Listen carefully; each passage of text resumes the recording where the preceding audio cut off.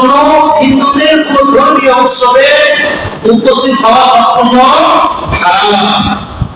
বর্তমানে আমাদের সমাজে একটা কুফরি স্লোগান বের হয়েছে যে উৎসব যাত্রা, ধর্ম যাত্রা, উৎসব সভা। কে শুনতে পান না আপনারা এখনো? বলেন তো, বাংলাদেশে ঠিক স্বাধীনতা দিবস পালন করা হয়, পাকিস্তান কেউ স্বাধীনতা দিবস পালন করে, বাংলাদেশ পালন করে, ইন্ডিয়া কেউ স্বাধীনতা দিবস পালন করে, কেন করে না? ওটা বাংলাদেশের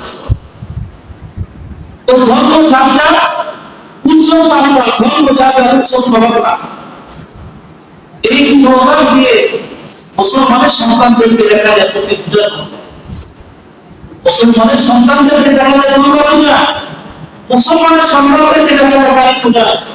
কিন্তু আজকে পর্যন্ত হিন্দুর একটা সন্তানকে ঈদের নামাজ পড়তে দেখা যায় না।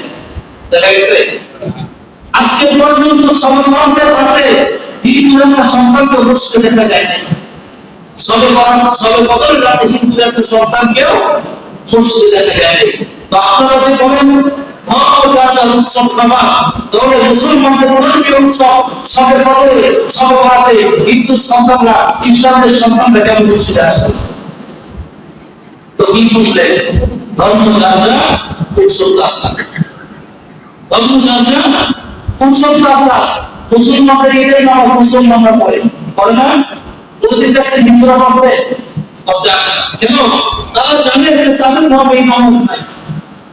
কিন্তু আমরা মুসলমানের সন্তান হয়ে আমাদের বাড়িতে কিছু মানুষের মুসলমান হিন্দুদের পূজা বসে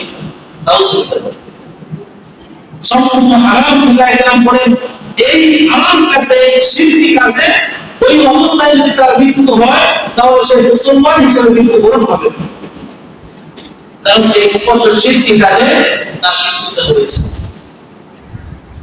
তো আমরা জানতে পেরেছিলাম যে মুসলমানদের প্রধান শত্রুকে শয়তান। আমরা অনেক সময় গুনাহের কাজে লিপ্ত হই, লিপ্ত হওয়ার পরে আমরা বলি যে শয়তান তোকে কাজটা করে ফেলেছে, কে আমার বলি না? তো আমরা